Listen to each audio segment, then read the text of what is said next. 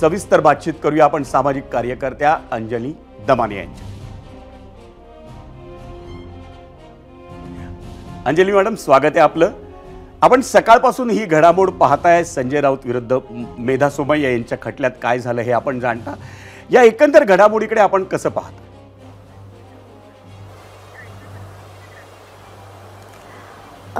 कसं आहे की राजकारणात आता मला वाटतं डिफेमेशन केसेस टाकणं हा एक सगळ्यांचाच हातखंडा झाला आहे त्याच्यात। पण कारण मी स्वतः जवळजवळ 35 डिफेमेशन केसेस फाईट करते। त्याच्यातल्या 28 हे खडसेंच्या चिल्ल्यापिल्ल्यांनी माझ्यावर टाकलेल्या होत्या आणि जवळजवळ 6 या भुजबळांच्या चिल्ल्यापिल्ल्यांनी टाकल्या होत्या।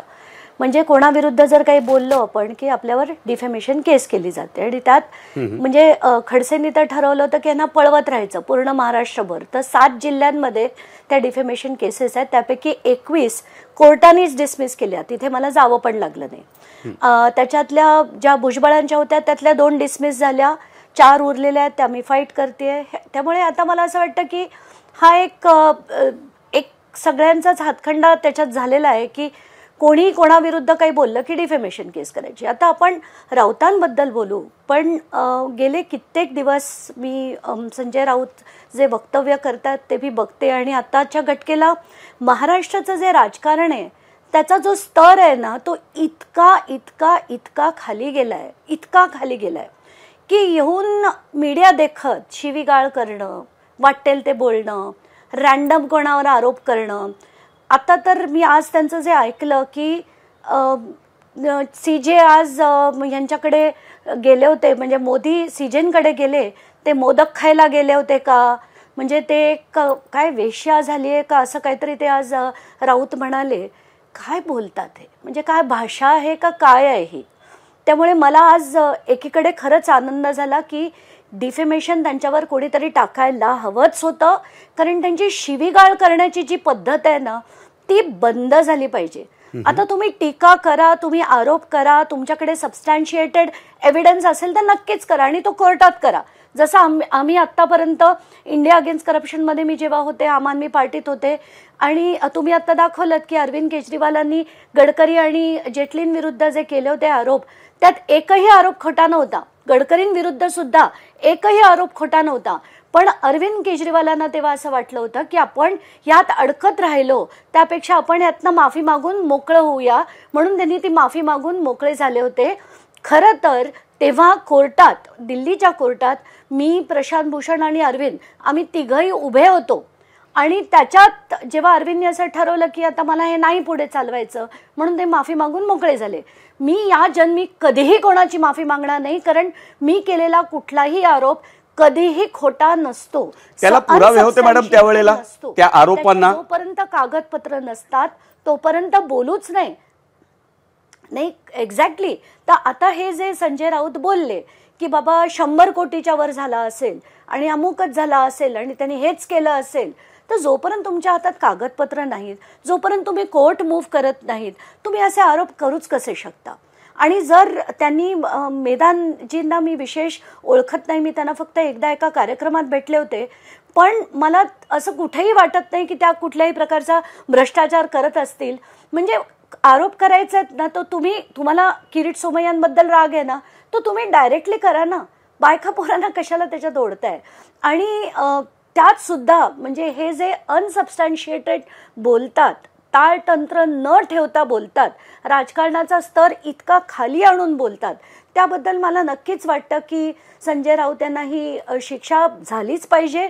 अपीलमध्ये जरी ते हायकोर्टात गेले तरी हायकोर्ट हे एंटरटेन करणार नाही, कारण जोपर्यंत त्यांच्याकडे सबस्टॅन्शिएटिंग एव्हिडन्स नाही आहे तोपर्यंत हे टिकाव धरणं शक्यच नाही आहे। ते अपीलमध्ये सुद्धा हरतील, सुप्रीम कोर्टात गेले तर ते देखील हरतील। त्यामुळे आणि मग काय करायचं की कांगावा करायचा की बाबा आता विधानसभा निवडणूक आली, आपल्या देशात सगळ्यांनाच माहिती आहे या सगळ्या मुद्द्यांकडे, कुठली निवडणूक चालूच असते, या सगळ्या मुद्द्यांकडे आपण येऊया। पण तुम्हीच मगाशी सांगितलं की हे राजकारणात आता वाढत चाललेलं आहे। तुम्ही स्वतः सामाजिक कार्यकर्ते आहात, तुम्ही स्वतः सांगितलं तुम्ही 35 प्रकरणात तुम्ही कोर्टात गेला होतात, तर या सगळ्या प्रकरणात पुरावे देणं हे किती आवश्यक आहे. विदाऊट एनी सबस्टॅन्शियल पुरावे जर काही झालं तर आज जे घडलं तेच तुम्हाला पाहायला मिळणार आहे. हो ना, नक्कीच.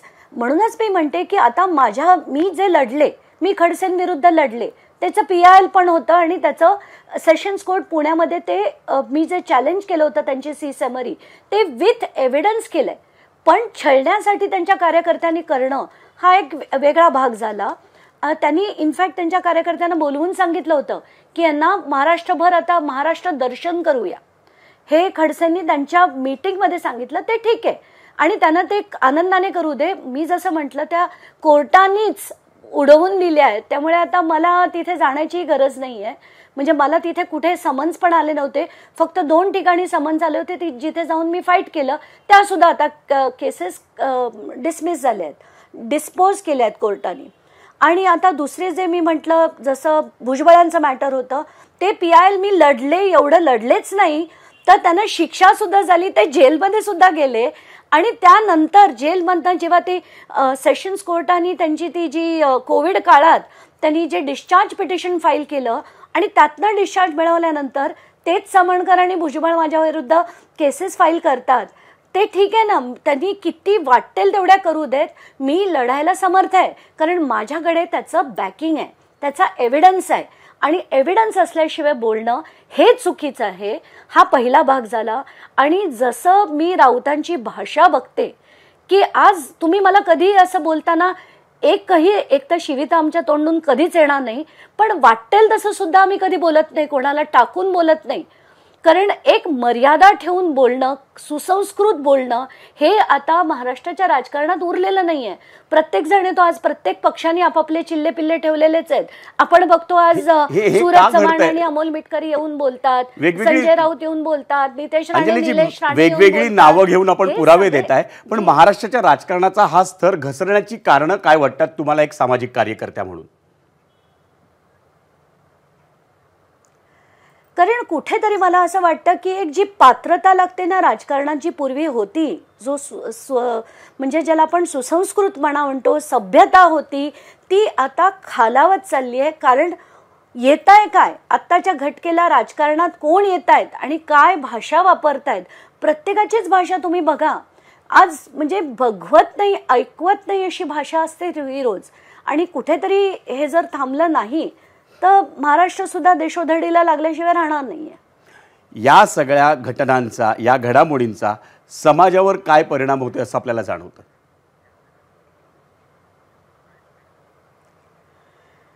कारण कसं आहे, आत्ताच्या घटकेत आपण म्हणतो ना की काही लोक असतात ती विजनरी असतात. जसं पूर्वीच्या काळी अटल बिहारी वाजपेयी होते, जे पूर्वीचे नेते होते, शास्त्री होते, अटल बिहारी वाजपेयी होते, सगळे विजनरी नेते होते. आणि देशाला पुढे कसं न्यायचं, इंटरलिंकिंग ऑफ रिव्हर्स म्हणा, अनेक गोष्टी जे त्यांनी जो गोल्डन क्वाड्रिलॅटरल बनवला होता, ही जी विजन लागते, इन्फ्रास्ट्रक्चर सेटअप करण्याची विजन लागते, हे नाहीच आहे. आत्ताची विजन काय आहे की कुठून मला पैसा खाता येईल, कुठे मला कोणावर आरोप करता येईल, त्याची पार्टी कशी फोडता येईल, त्याच्यातनं नेते कसे घेता येतील. आणि काही जसं मी बघते ना, अमुक नेते जे आधी काँग्रेसमध्ये होते तिथनं भाजपत आले, आता दिसलं की शरद पवारांचा गट जास्त स्ट्रॉंग होतोय, ते तिथे जातात. म्हणजे कोणाला काही नीतिमत्ता, काही वैचारिकता, काही उरलं नाहीये.